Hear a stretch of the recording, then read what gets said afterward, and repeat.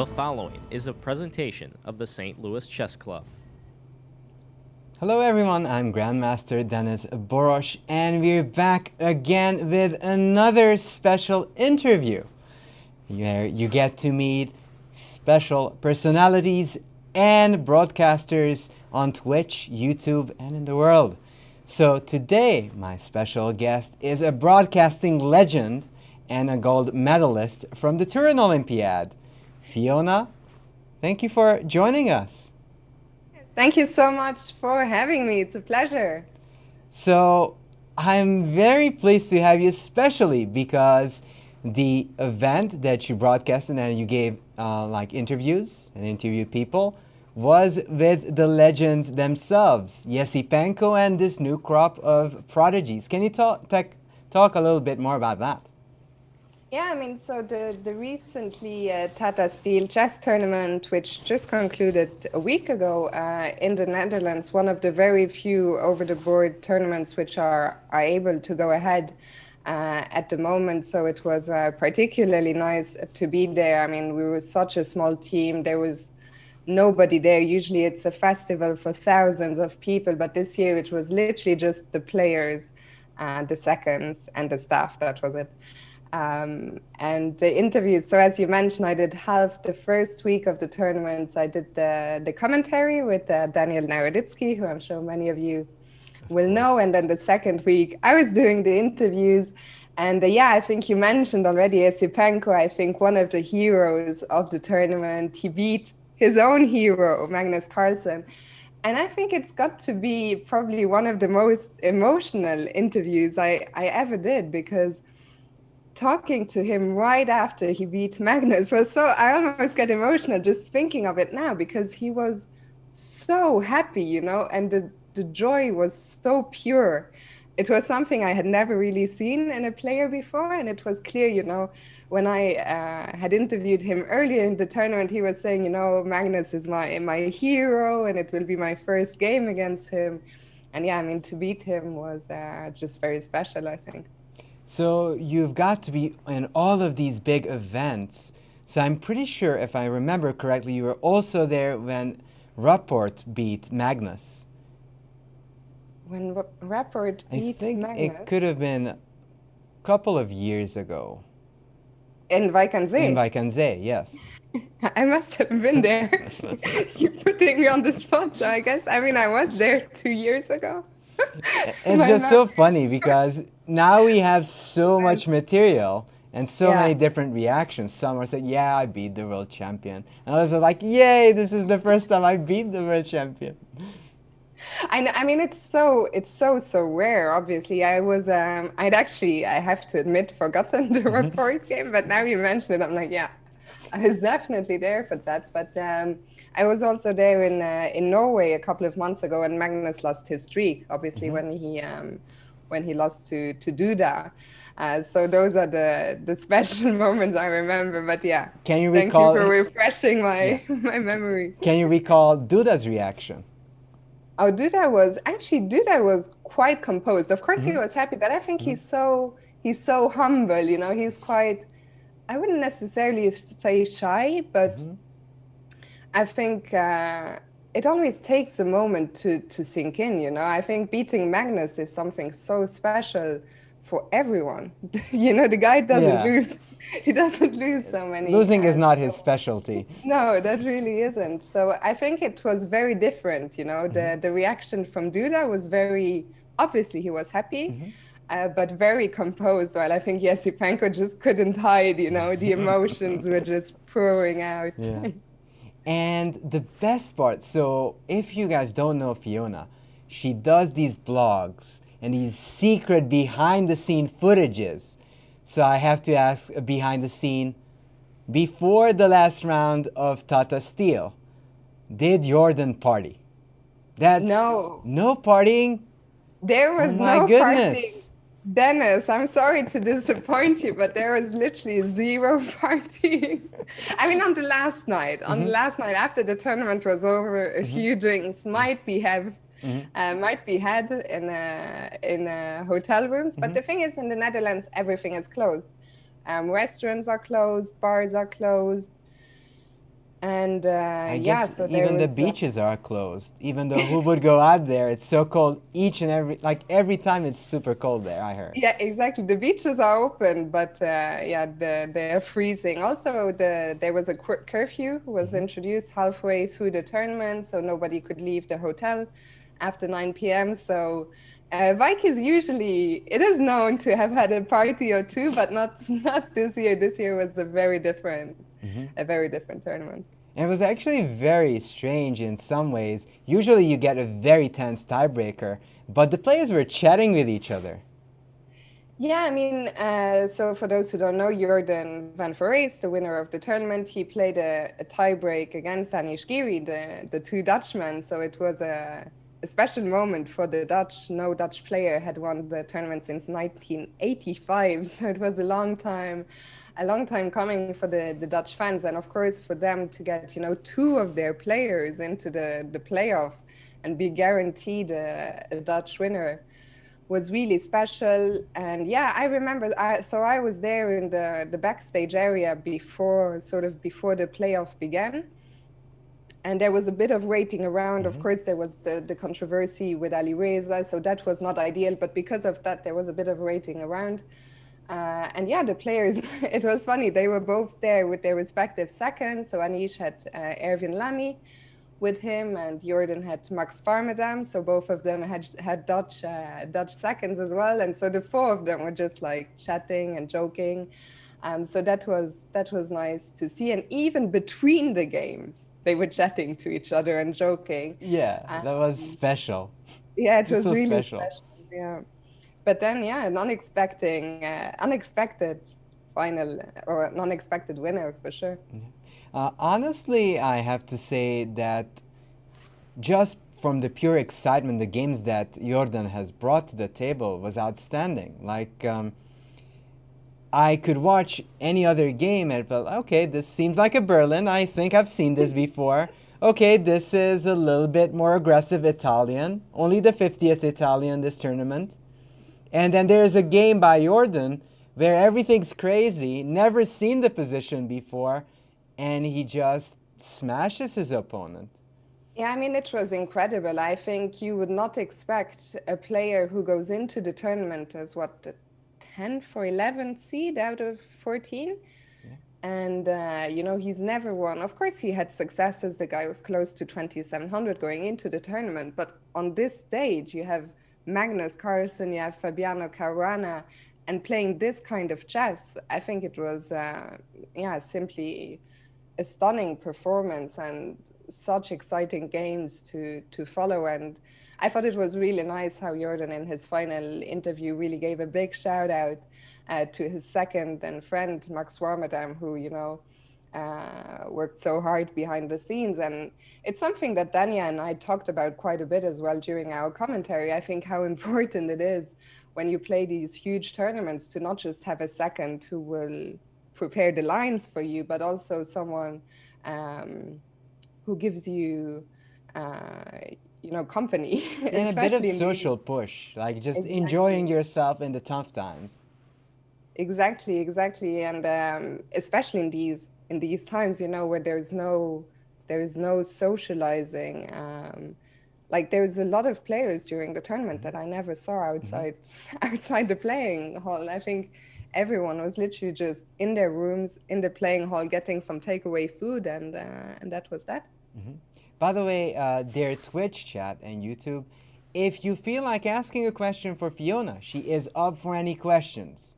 Bring your hardest ones, please. You know what I'm gonna do?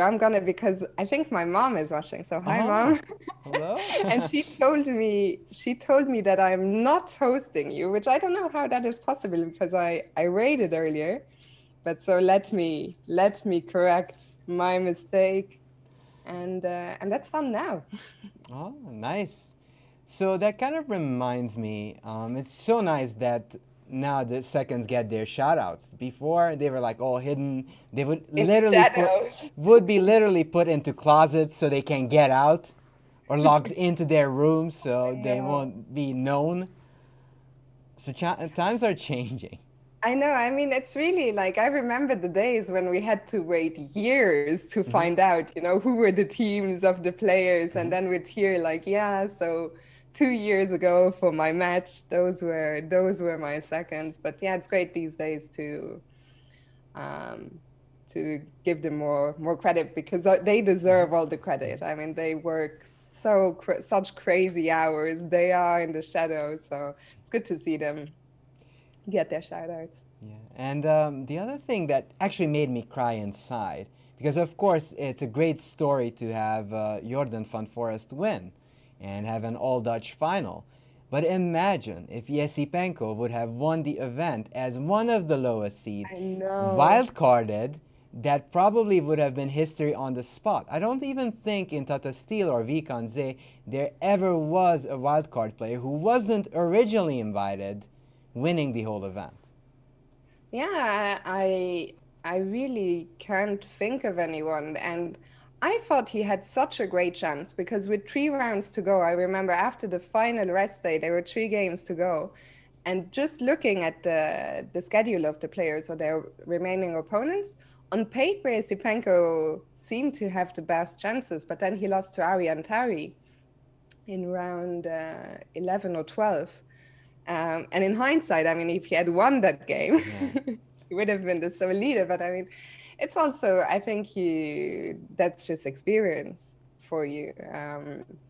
I think he will come back stronger. I think still, of course, it would have been great for him to win it, but to finish third is also incredible. And he's so young. I mean, he's 18.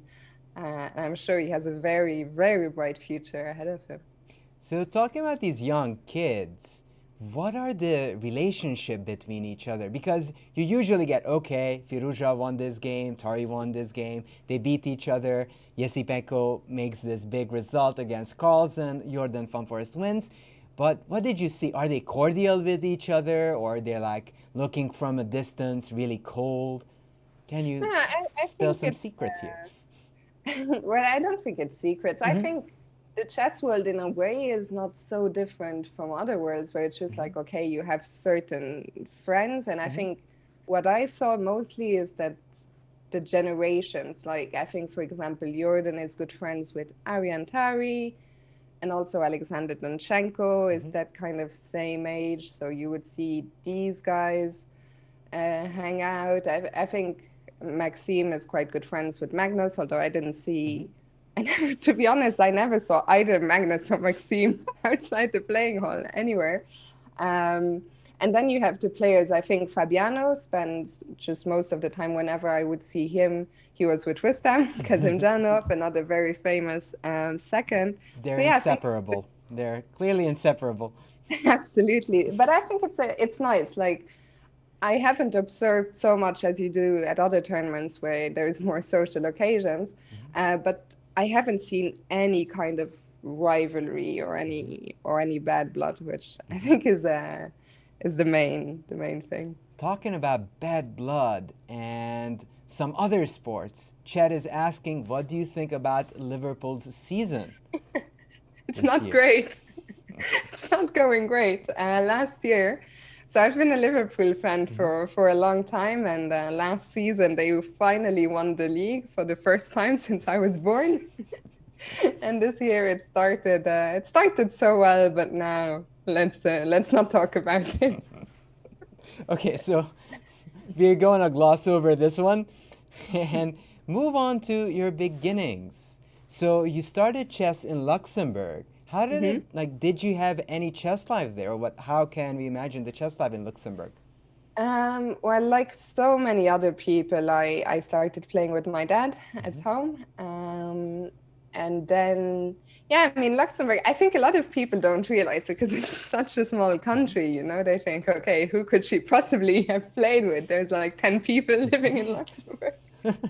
Not quite. I mean, no, we do actually have a chess scene, and I started playing. I was very lucky. Luxembourg didn't have many girl players, and I think I was very lucky that my dad was such a great coach. I think he did a fantastic job teaching me the basics, you know. So when I went to play my first tournament, I knew how to checkmate with a queen, and I knew how to checkmate with a rook and two rooks and all this basic kind of knowledge.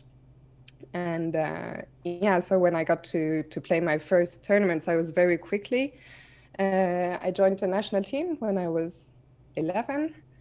And from there, I basically, all my friends, even up to this day, all my closest friends, all friends that I made back then in the chess world. So it was, I always look back on my early chess days very fondly, you know, traveling to all this European youth and world youth, with people who up to this day are my best friends. So it was a lot of fun growing up and playing chess and having so many friends around. So as it's very close to that time period, you must have witnessed the rise of Shahmamedyarov. Can you explain that? Because for some, they remember Magnus Carlsen, but for us, we remember Shahmamedyarov. I mean, Shah, I remember him very well. Actually, Shah, so he has two sisters, an elder sister Zainab and the younger sister Turkan. And Turkan was actually in my age group, so she's also born in '89. And I remember my first, either the first or second World Youth in 2000 or 2001 in Oropesa, which I'm sure you've played there. Yes, I was right there. Yep.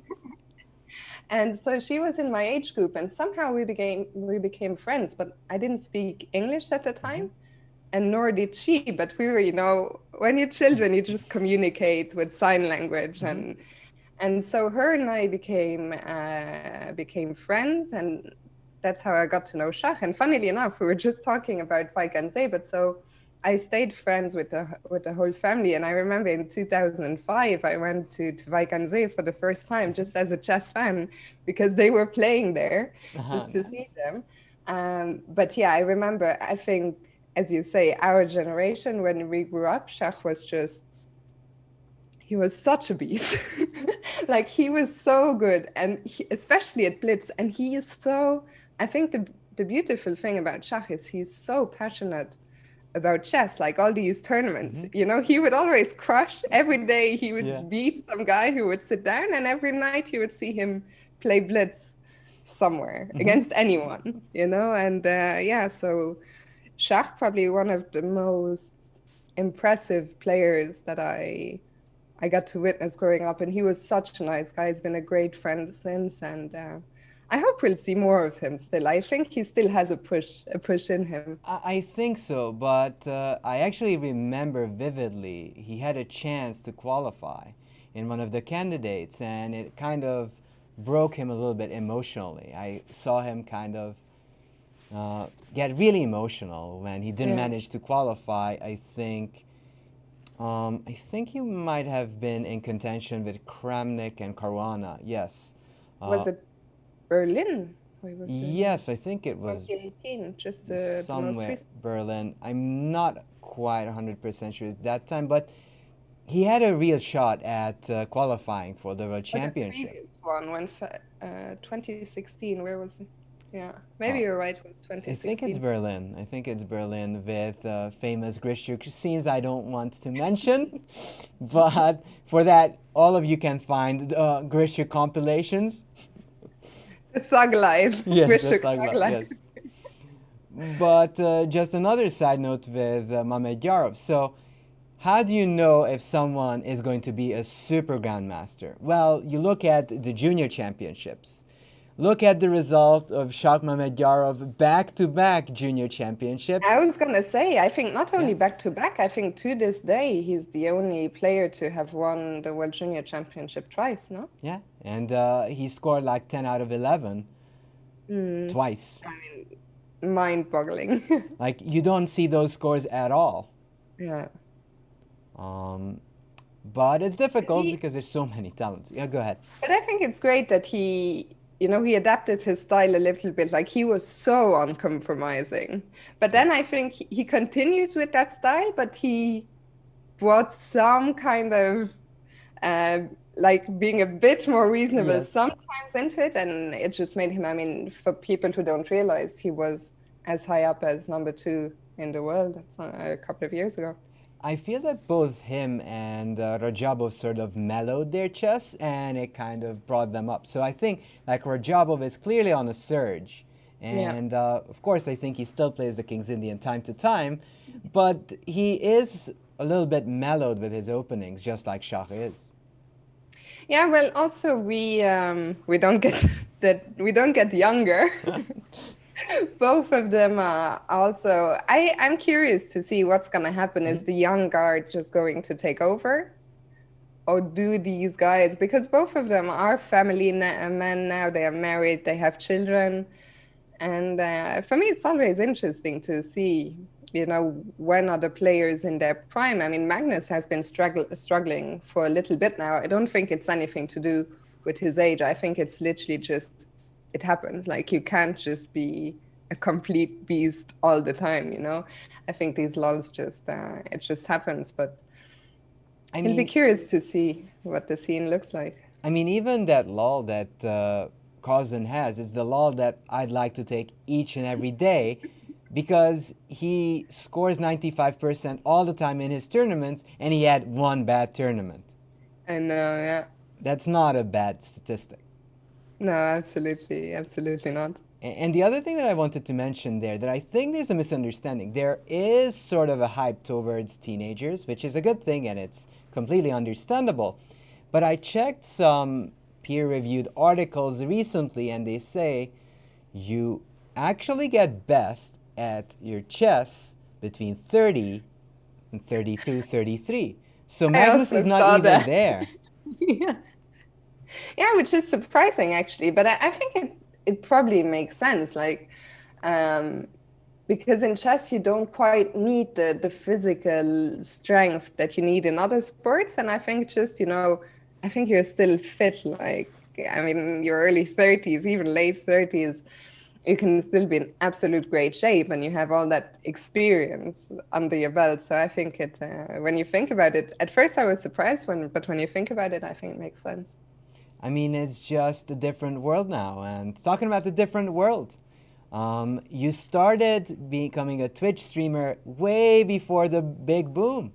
What was the world like? I assume there you had John Bartholomew already there, Chess Bros. Who else? Crusher, King's Crusher, Simon Williams, and that's about all I can remember. I mean, yeah. So I started in the end of 2016, 4.5 years ago, almost at this stage, and it was, I can barely remember, because when I look at it now, it's just so incredible how much it has changed. Because when I started, actually what pushed me to start is I wanted to do a fundraiser, and I thought, oh, maybe a stream would be a good way to do this. And then after the fundraiser was over, I didn't stream again for another half year. And then I had my ups and downs. Now I've been streaming quite regularly. But yeah, just looking back, especially I think even if you look back just a year and a half, or even just a year, before the pandemic really hit, it was so different. Like, I think people who are new to the Twitch scene might not realize, how few people there were, and how niche the chess streams, how niche the scene it was. But it's been great. I mean, I'm not complaining. It's been so fantastic to see all the way that chess has come, and it's showing no signs of slowing down anytime soon. Yeah, and actually that kind of reminds me, I just looked up your career, and I just realized you have a team called Smashing Pawns. Now, I wouldn't ever know that, because sadly I don't speak German nor French. So, like, all these puns, where do these puns come from? The Smashing Pawns is actually, it's my club in Luxembourg. So it's a club that I founded. As I mentioned earlier, my best friends, I've known them for over 20 years. And then yeah, at some point in 2010, we decided let's just create our own club. And we were brainstorming names, and then someone suggested Smashing Pawns, and we're like, yeah, that's the That one. winner. And yeah, we're still going. And I see Nice here in the chat. Smashing Pumpkins, of course, was the inspiration behind it. And yeah, that's the team still exists. I'm not as active anymore because I'm not home so often. And like in most countries, in Luxembourg as well, league play has been put on ice for the last year, but I still play for them whenever I get the chance. That's great. And there's one other question here if we're talking Smashing Pumpkins here. Let's talk a little bit about the music, what chess players listen to. I remember a horrible time, that is my personal take, where everyone in the top was listening to German rap music. Everybody. Did that change? It's a very good question, and it's something that I think that I should ask people more in my interviews, because I actually can't tell you what players listen to. I know that rap, I think, is still quite popular with a fair few people, but I think these days you get a better idea because so many of the top guys stream and so many of them listen to music. And I think sometimes I listen in and I'm like, wasn't expecting that kind of music. But I think that's another great thing, about Twitch, and maybe one of the nicest things is that I think if you go back, even as recently as 5 years in time, but the more you go back, the bigger the difference becomes. Is I think back then the top players were these obscure figures that you didn't really know much about. Like, you knew their games and okay, they would give interviews, but you wouldn't really get to see behind the like who really is You this would never person. I see. think, Yeah. yeah. And these days, I mean, almost every one of the players at the top will stream or will play some banter blitz or will do something. And I think it's so great that the fans get to get to see the players. I see a question in the YouTube chat. Is she really reading the chat? Actually, I have this 2 monitor setup. I have the YouTube chat here. I have the Twitch chat there. So yeah, keeping a very close eye. Close tabs on everything. It's I don't know if it's an expression in English, but in French they have a saying in déformation professionnelle. It's like a professional. I don't even know how to translate it, but it's something like a habit that you pick up at work. And so I mean, I am a streamer. Also when I'm commentating, I always A natural multitasker, that is. exactly keep everything, keep an eye on everything. And there is kind of a, well, it's more of a statement from Xavi Ribe, but I do want to ask that. You were one of the first commentators out there broadcasting on your own, doing commentary for these smaller and bigger events. Honestly, that's the first time I met you, seeing you doing comment, I think for Reykjavik, if I remember correctly. But actually, Reykjavik was my commentary debut. Really? Yeah. Like, I thought that, I like it felt so natural when you were just But giving maybe your not the delivery. year. I don't know if it was the year we met. So because I've been to Reykjavik so many times that all the years are melting into one. But my debut was in 2014. Yeah, so how did that start for you? Did you want to do commentary? I mean, for some reason, when I think commentary, or at least the big beginnings, it was Fiona and Anna Rudolph doing these Yeah, commentary absolutely. gigs. Absolutely. Yeah, I think we were really two of the first, but it's great. I think it's so good that we see more and more women in chess these days. And of course, the Queen's Gambit has helped with that, but for sure it's good to see more girls getting into chess, either playing or, commentating or all that. But yeah, how I got into commentating for the first time was actually really funny. So I had I had played so much chess for quite a few years. I was averaging over 100 classical games per year, while still being at uni. So I was basically just playing too much chess and studying too little chess. And there came a point where I was just fed up with playing. And I had Reykjavik lined up to play. And the organizers there have been great friends for a long time. So I used to get some conditions to play. I think I got like a hotel room or something like that. And of course, I wanted to go to Reykjavik, but I thought I really don't want to play. Also, Reykjavik, it's the best tournament in the world, but I lost rating every time I played there. You had too much fun. So I thought I really don't want to play. So I asked the organizers, can I still come?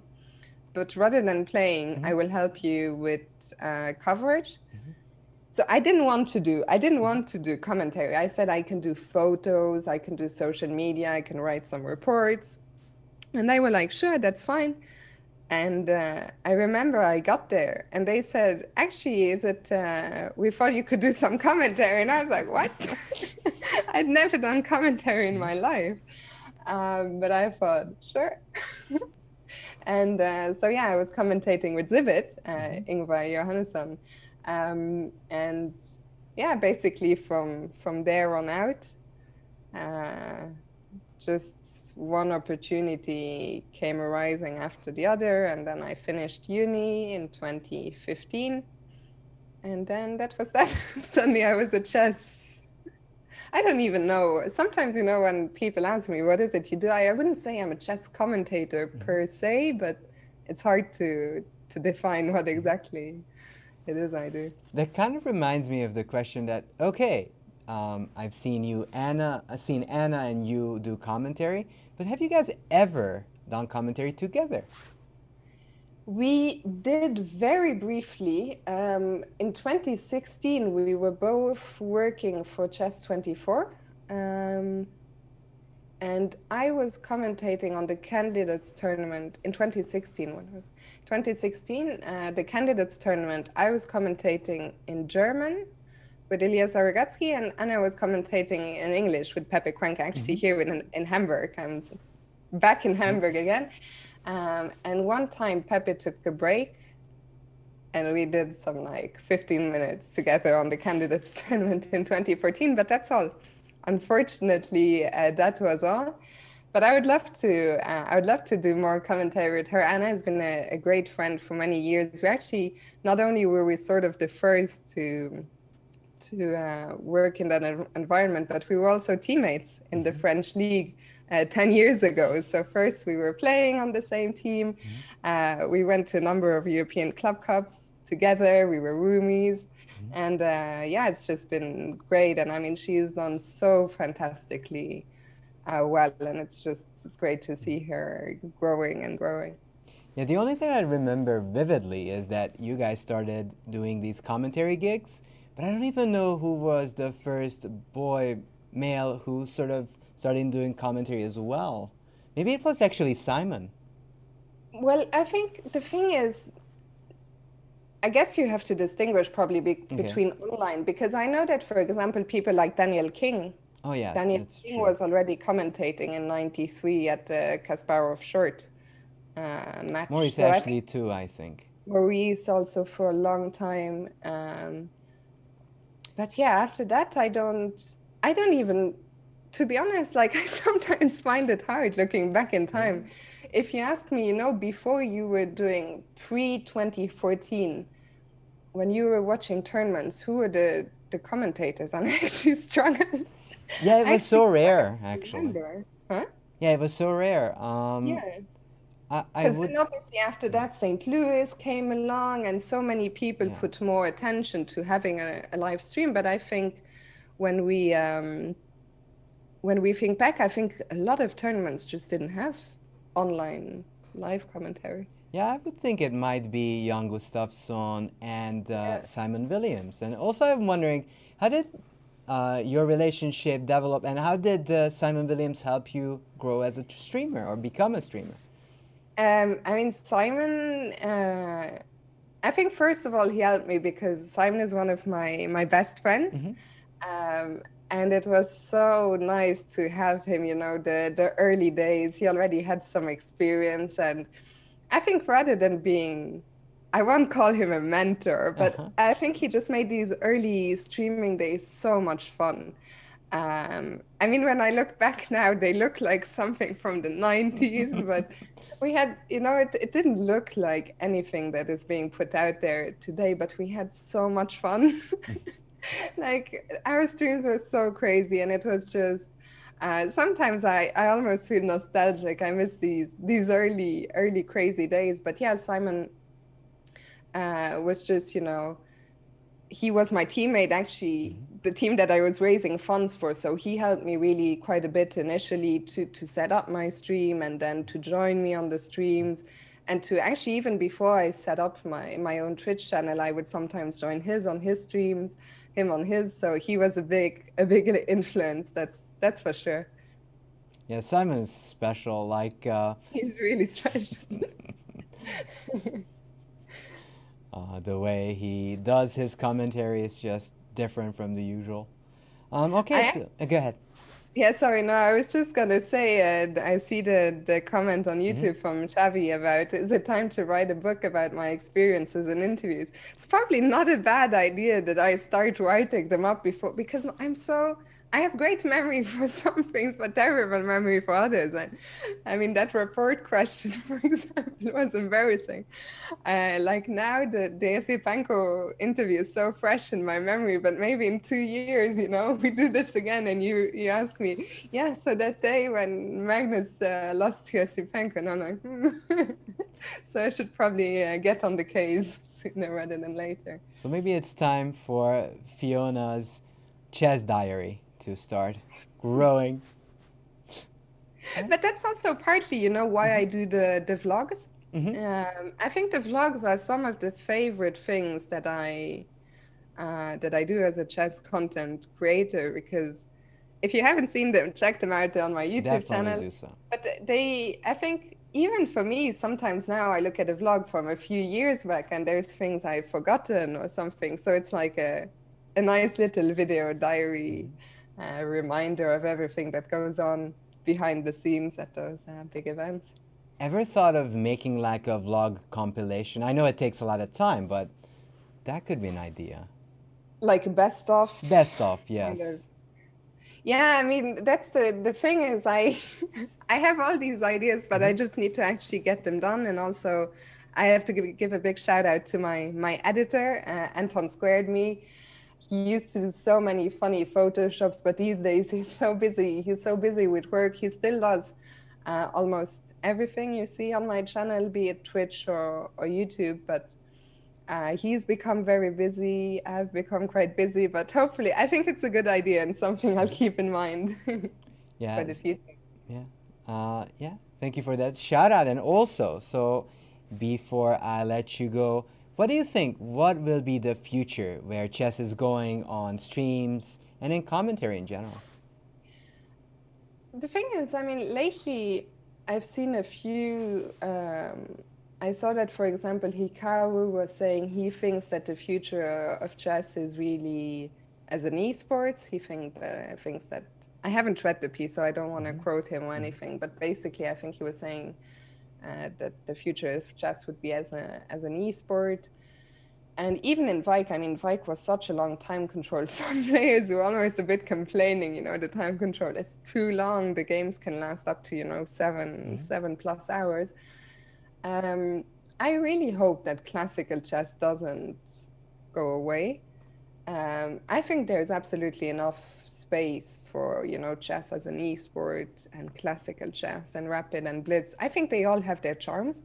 And I think there's absolutely space for them all to coexist. So I'm excited, of course, as a streamer, to see where chess online, where it goes.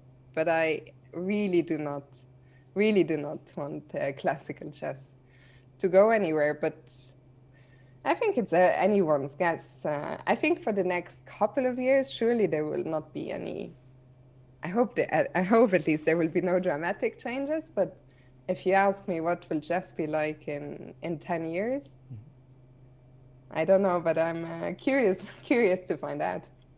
Well, it's good, and I mean, I'm hopeful too. I'd love to see both esports and classical chess.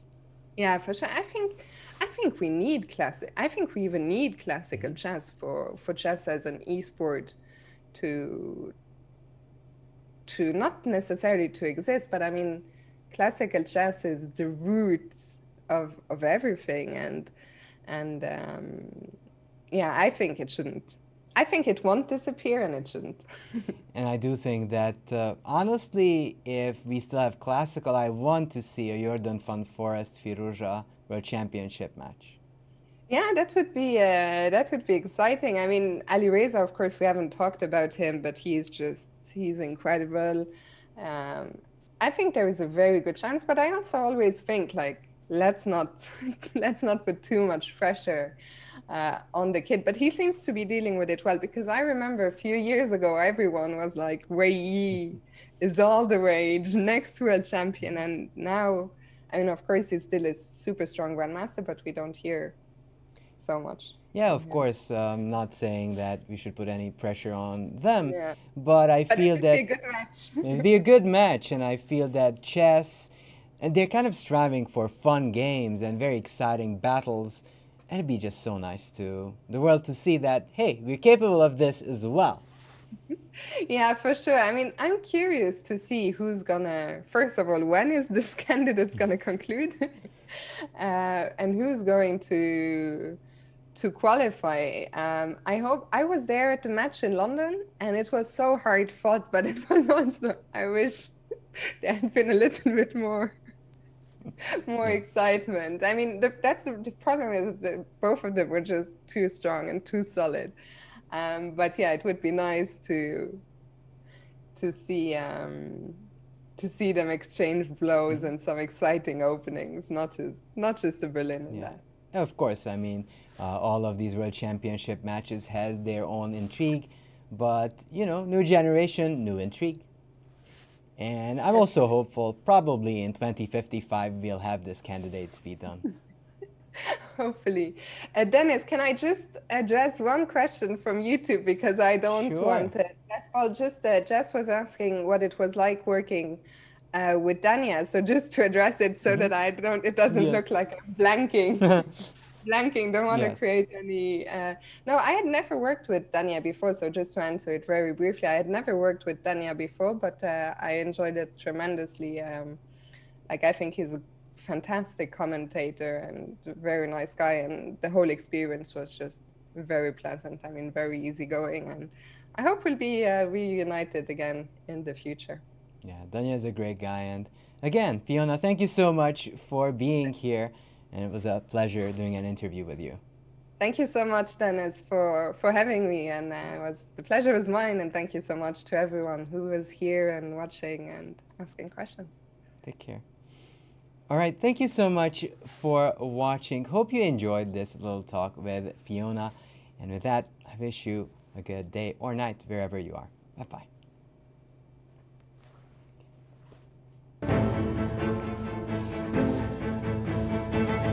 This has been a presentation of the St. Louis Chess Club.